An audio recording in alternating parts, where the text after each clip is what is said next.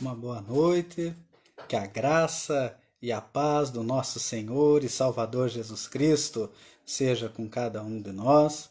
E nós queremos saudá-los nesta noite, nesse momento de devocional, nesse momento de reunião de oração, onde estamos na presença do Senhor para meditar na sua palavra, para orarmos ao Senhor, elevarmos as nossas orações ao nosso Deus, neste período em que passamos por esta quarentena e estamos impossibilitados de estar no nosso templo. É com grande alegria que mais uma vez nós chegamos ao lar de cada um e assim podemos estar em comunhão com o Senhor, com a sua palavra, meditando na palavra do nosso Senhor. E nesse instante eu queria meditar com os irmãos no texto da palavra do nosso Senhor, que se encontra no livro do profeta Isaías, capítulo de número 64. Isaías 64, texto no qual nós vamos meditar nesse instante na palavra do nosso Senhor. E eu quero pedir que você acompanhe a leitura desse texto da palavra do nosso Deus, que assim nos diz. Isaías 64. Diz assim a palavra do nosso Deus. Ó, se fendesses os céus e descesses, se os montes tremessem na tua presença, como quando o fogo inflama os gravetos, como quando faz ferver as águas, para fazeres notório o teu nome aos teus adversários, de sorte que as nações tremessem da tua presença. Quando fizestes coisas terríveis que não esperávamos, desceste e os montes tremeram à tua presença. Porque desde a antiguidade não se ouviu, nem com os ouvidos se percebeu, nem com os olhos se viu, Deus além de ti que trabalha para aquele que nele espera. Sais ao encontro daquele que com alegria pratica a justiça, daqueles que se lembram de ti nos teus caminhos. Eis que te iraste porque pecamos. Por muito tempo temos pecado e haveremos de ser salvos? Mas todos nós somos como o imundo, e todas as nossas justiças como o trapo da imundícia. Todos nós murchamos como a folha, e as nossas iniquidades como um vento nos arrebatam. Já ninguém há que invoque o teu nome, que se desperte e te detenha. Por que escondes de nós o rosto e nos consomes por causa das nossas iniquidades? Mas agora, ó Senhor, Tu és nosso Pai, nós somos o barro e Tu nosso oleiro, e todos nós, obra das Tuas mãos. Não te enfureças tanto, ó Senhor, nem perpetuamente te lembres da nossa iniquidade. Olha, pois, nós te pedimos, todos nós somos o Teu povo. As Tuas santas cidades se tornaram em deserto, Sião em ermo, Jerusalém está assolada. O nosso templo santo e glorioso em que nossos pais te louvavam foi queimado. Todas as nossas coisas preciosas se tornaram em ruínas. Conter-te-ias tu ainda, ó Senhor, sobre estas calamidades? Ficarias calado e nos afligirias sobremaneira? Amém. Vamos orar ao nosso Senhor nesse instante? Vamos falar com o nosso Deus? Oremos. Senhor Deus, nosso Pai, nós estamos aqui na Tua presença, diante da Tua palavra, e queremos, ó Pai, nesse instante, pedir que o Senhor venha falar aos nossos corações, que o Senhor esteja agindo com o Teu Santo Espírito, aplicando em nós a Tua palavra, para que possamos confiar no Senhor, e assim sentirmos mais do Teu poder e da Tua graça. Em nome do Senhor Jesus é que nós oramos. Amém.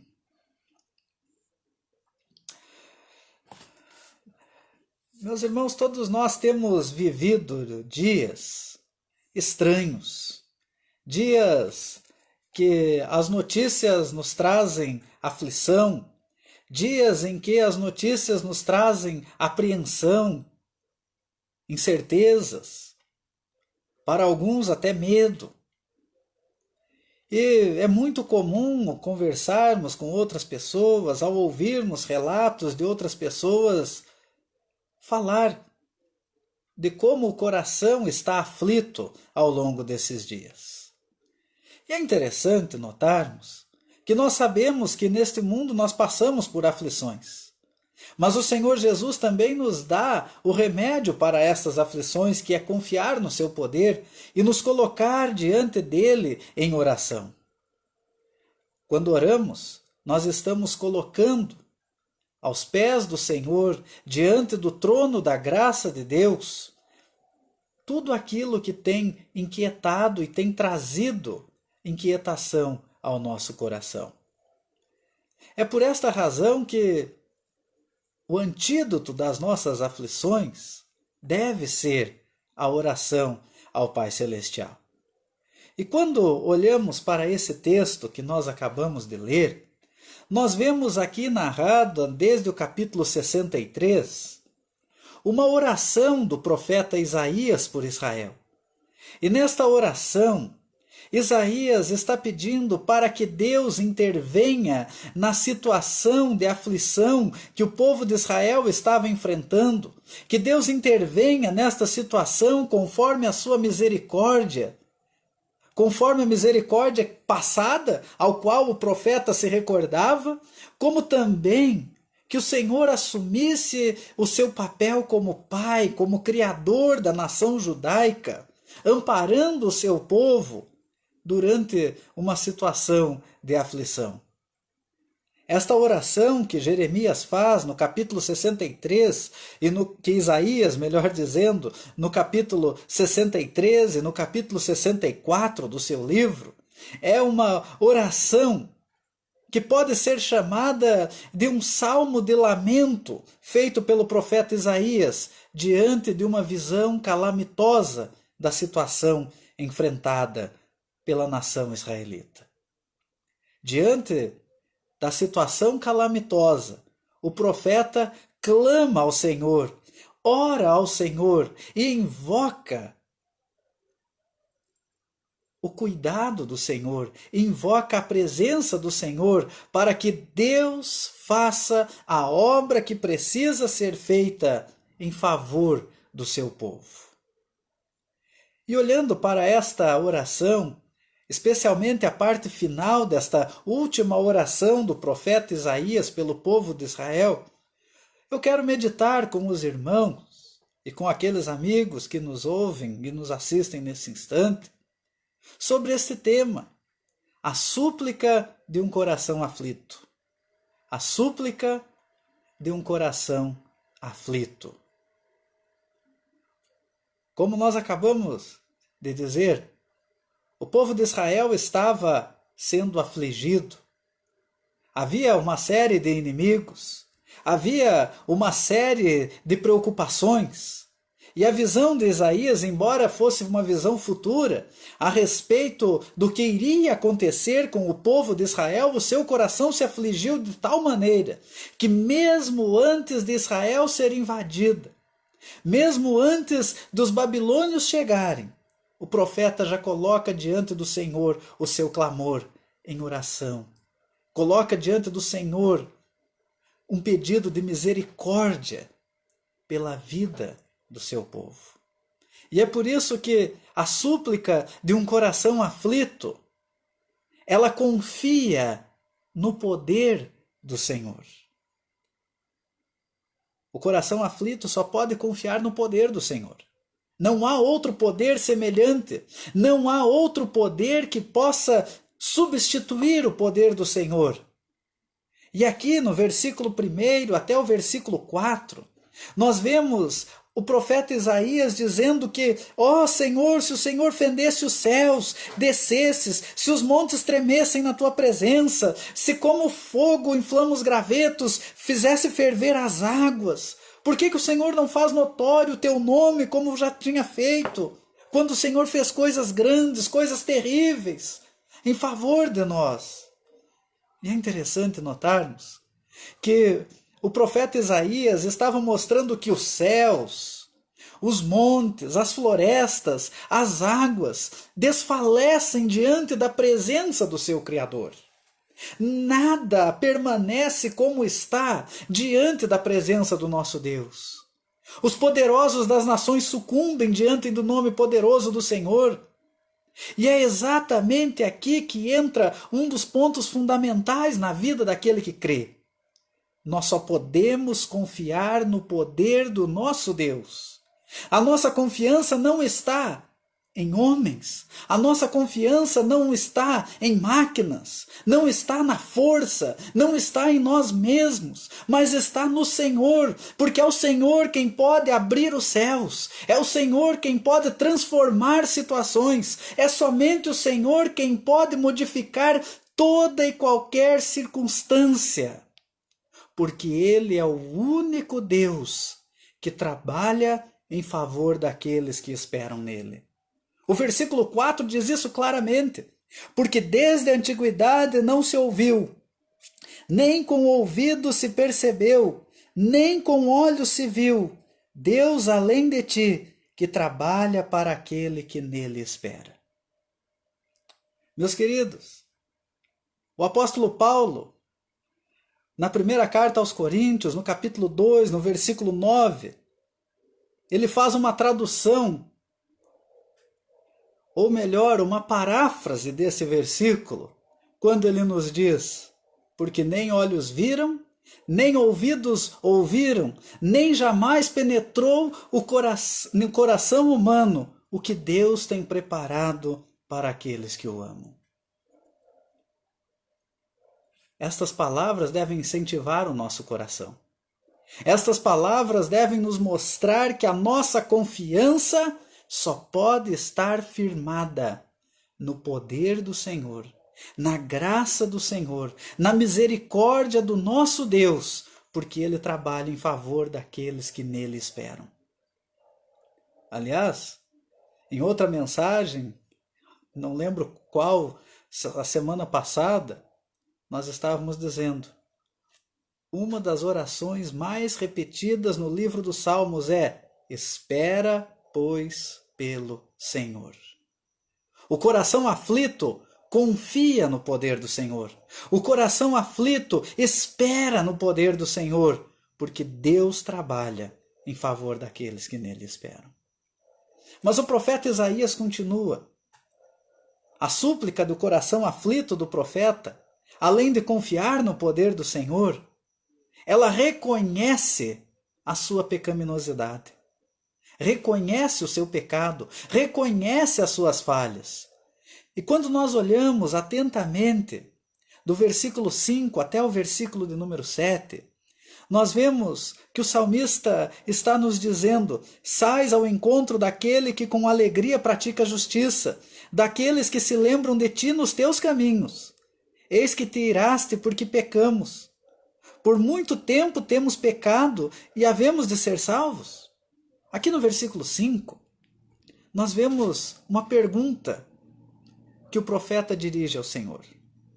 E essa pergunta é interessante, porque ele começa afirmando que Deus sai ao encontro daquele que com alegria pratica a justiça. E o que pratica a justiça é aquele que se lembra do Senhor nos seus caminhos. Algo que o povo de Israel havia esquecido. O povo de Israel havia dado as costas a Deus. E é por isso que ele diz: eis que te iraste porque pecamos. Ele reconheceu o pecado do seu povo. Ele reconheceu que Deus estava irado com os israelitas porque eles o abandonaram. E ele levanta esta pergunta: e havemos de ser salvos? E aí ele começa, a partir do versículo 6, a mostrar qual é a realidade do ser humano. Mas todos nós somos como o imundo, e todas as nossas justiças como o trapo da imundícia. Todos nós murchamos como a folha, e as nossas iniquidades como um vento nos arrebatam. Já ninguém há que invoque o teu nome, que se desperte e te detenha, porque escondes de nós o rosto e nos consumes por causa das nossas iniquidades. É interessante notar aqui que o profeta ele se coloca junto com o povo. Ele não assume um lugar privilegiado e acusa, porque este teu povo pecou, porque este teu povo fez isso. Ele diz nós, porque diante de Deus não há um justo sequer. E quando o nosso coração está aflito, e nós reconhecemos a nossa pecaminosidade, reconhecemos a nossa imundícia, reconhecemos que não somos nada, que nós somos falhos, e que diante da santidade do Senhor, diante da sua justiça, nós somos indignos, imundos e merecedores do castigo divino, é que nós podemos reconhecer que a única coisa que nós precisamos é a graça do nosso Deus. Nós precisamos desesperadamente da graça do Senhor. Nós precisamos desesperadamente do cuidado do Senhor. Até porque, se nós não reconhecermos que somos falhos, pecadores, imundos, fracos, nós nos colocamos numa atitude soberba. E nesta atitude soberba, nós não vemos quão dependentes do Senhor nós somos. É por isso que nós precisamos reconhecer a nossa pecaminosidade, reconhecer quão falhos nós somos e quão dependentes do poder do Senhor nós somos. Sem o Senhor, nós não somos absolutamente nada. Nós somos um trapo da imundícia. E quando nós vemos isso, podemos até pensar, mas nossa, eu estou me deprimindo? Não. Porque a palavra do Senhor nos traz uma promessa de que quando nós reconhecemos a nossa pequenez, reconhecemos a nossa fraqueza, reconhecemos quão pecadores nós somos, nós podemos experimentar a mão graciosa do Senhor estendida para todo aquele que reconhece o seu pecado, crê e se entrega totalmente na obra do Senhor Jesus Cristo, realizada por nós na cruz do Calvário. E quando nós reconhecemos, e quando nós vemos quão dependentes de Cristo, quão dependentes da cruz nós somos, nós temos a nossa vida transformada pelo poder do Senhor. E transformada pelo poder do Senhor, nós conseguimos confiar integralmente no seu poder. Porque nós sabemos que nós não somos nada. Nós sabemos que somente pela graça de Cristo é que nós estamos vivos. Somente pela misericórdia do Senhor é que nós não fomos consumidos. Se observar o Senhor iniquidade, quem subsistirá? É o que nos diz o livro dos Salmos. É o que nos diz a palavra do Senhor. Porém, quando nós reconhecemos a nossa pecaminosidade, nós vemos quão dependentes nós somos do Senhor, nós confiamos no seu poder e podemos suplicar plenamente na certeza de que Deus nos ouve. Porque a súplica de um coração aflito, além de confiar no poder do Senhor, além de reconhecer a nossa pecaminosidade, a súplica de um coração aflito nos leva ao relacionamento com o Pai Celestial. Relacionamento com o nosso Pai Celeste. A partir do versículo 8 até o versículo 12, o profeta Isaías termina esta oração intercessória para o povo do Senhor. E esta oração intercessória pelo povo do Senhor mostra algo interessante. O profeta Isaías, nesses versículos finais da sua última oração registrada neste livro, ele nos diz que, mas agora, ó Senhor, tu és nosso Pai, nós somos o barro e tu o nosso oleiro. E todos nós, obras das suas mãos. Aqui nós vemos o profeta Isaías chamando Deus, tu és o nosso Pai. E aqui a paternidade divina é expressa nos termos de barro e oleiro. Nós somos o barro, Deus é o oleiro. E o que Isaías está dizendo é, meu Pai, faça de mim aquilo que o Senhor quer fazer. Meu Pai, faça de nós aquilo que o Senhor quer fazer. Nós somos barro, Tu és o oleiro, faz a Tua obra em nossas vidas. E é isso que o relacionamento com Deus faz conosco. Deus nos molda, Deus nos transforma, Deus nos faz conforme a sua vontade. Ao se dirigir ao Pai, o profeta Isaías está nos lembrando de que a obra dele estava em ruínas, a obra neste mundo. Mas ele estava clamando para que esta obra fosse restaurada. É por isso que ele está dizendo: o nosso templo santo e glorioso, que nossos pais te louvavam, foi queimado, todas as nossas coisas preciosas se tornaram em ruínas. Conter-te-ias tu ainda, ó Senhor, sobre essas calamidades? Ficarias calado e nos afligirias sobremaneira? Aqui nós vemos um clamor por restauração, um clamor por mudança. Por isso ele está dizendo: nós somos o barro, Senhor. Nós somos o barro, ó Pai. Faz a tua obra nas nossas vidas. E ele clama ao Pai o fim da calamidade que viria sobre Jerusalém, sobre o povo de Israel.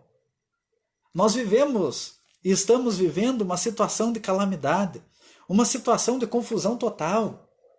Uma calamidade de saúde, uma calamidade financeira, uma calamidade espiritual, uma calamidade política, em todos os aspectos. O nosso mundo está vivendo no caos.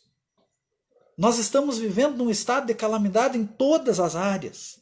E é justamente agora o tempo de buscarmos ao Senhor em relacionamento íntimo, sincero com o nosso Pai, pedindo a Ele: faz desse barro que está aqui uma obra nova. Como aquele antigo cântico: eu quero ser, Senhor amado, como um vaso nas mãos do oleiro. Quebra a minha vida e faça de novo. Eu creio que a maioria conhece. Mas é isso que o Senhor quer fazer. E é isso que tira a aflição do nosso coração. Saber que Deus nos molda. É por isso que nós precisamos orar. É por isso que nós precisamos clamar a Deus. Porque quando nós oramos, nós não estamos insistindo para mudar o plano, o decreto, a vontade do Senhor. Pelo contrário, Deus está trabalhando em nós enquanto nós estamos clamando a Ele. E Deus muda o nosso coração. A oração muda o nosso coração. O relacionamento com Deus muda o nosso ser para a glória dele, que é o nosso oleiro, o nosso Pai Celeste, que leva as nossas aflições, que leva sobre ele as nossas dores. Afinal, o mesmo profeta Isaías, 11 capítulos antes neste livro, ele fala a respeito do Messias. Porque ele levou sobre si as nossas dores. Jesus é o antídoto para as nossas aflições. No mundo tereis aflições, mas tende bom ânimo, porque eu venci o mundo. São as palavras do nosso Mestre. São as palavras que nos estimulam a levar as nossas súplicas a Deus, mesmo na mais profunda aflição. O profeta Isaías estava enfrentando uma profunda aflição ao contemplar uma visão terrível do que iria acontecer com os israelitas. E nesta aflição, ele clamou ao Senhor, ele buscou a presença do Senhor, confiando no seu poder, reconhecendo a sua pecaminosidade, relacionando-se com o Pai, para que a obra do Senhor fosse feita de acordo com a vontade soberana do nosso Deus. E que assim possa ser nas nossas vidas. Que mesmo com as aflições no nosso coração, possamos buscar ao Senhor, buscar o seu poder, buscar a sua graça. Reconhecermos quão falhos nós somos e quão dependentes de Deus nós somos, para termos um relacionamento íntimo, pessoal com o nosso Deus, para a glória dele. Amém. Que Deus esteja conosco e nos ajude a sermos assim.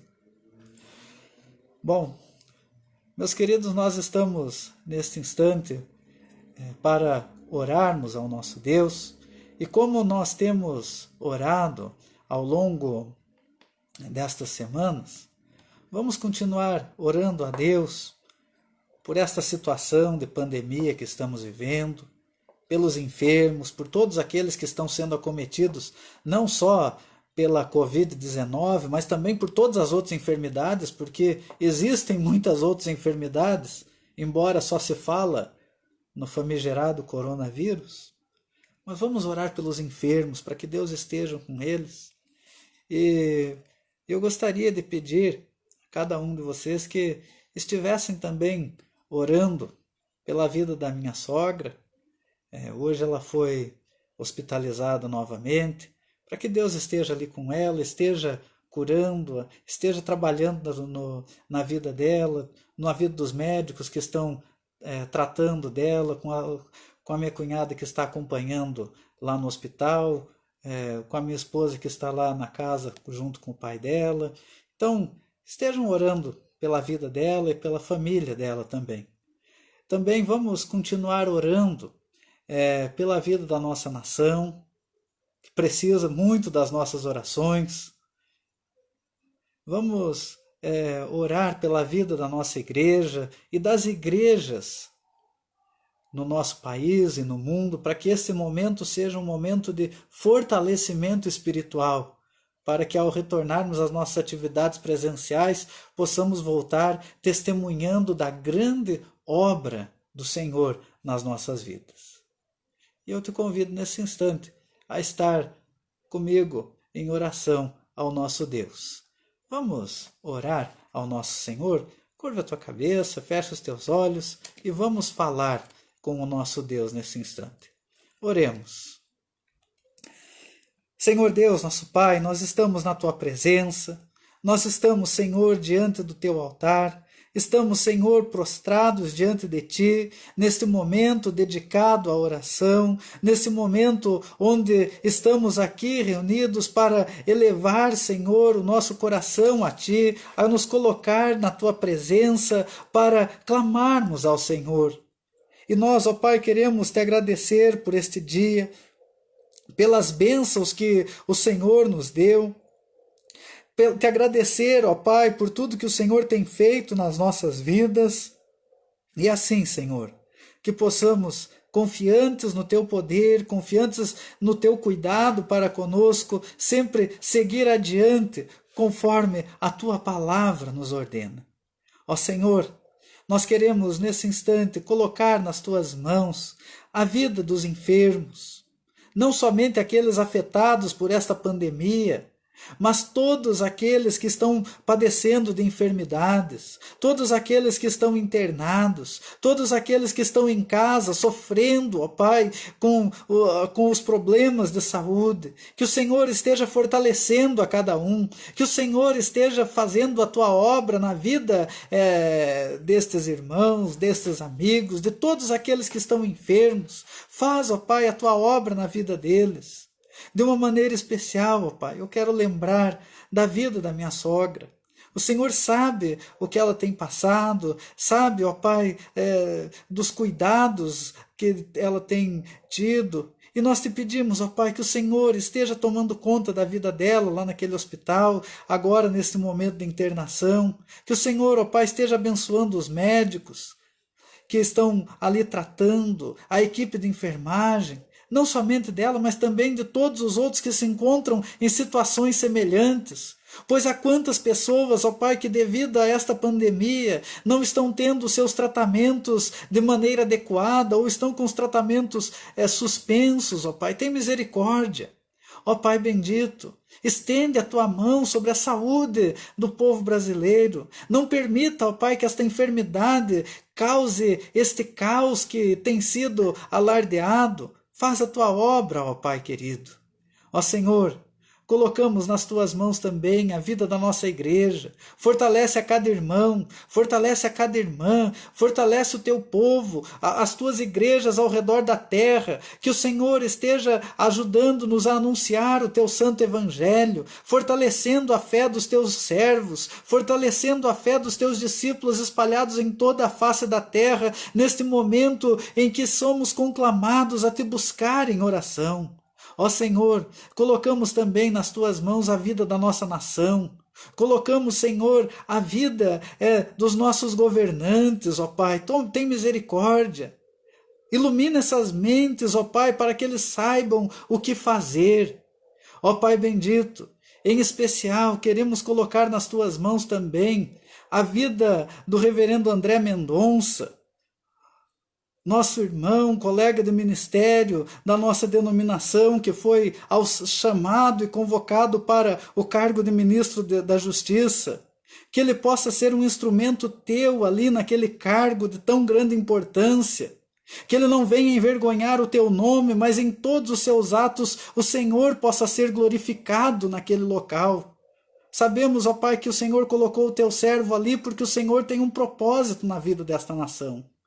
Abençoa a vida deste teu servo, como também a sua família, proteja-o e guarde de todos os ataques do inimigo, como também, ó Pai, proteja e guarde a vida da nossa igreja nacional, pois também o seu nome está com grande visibilidade.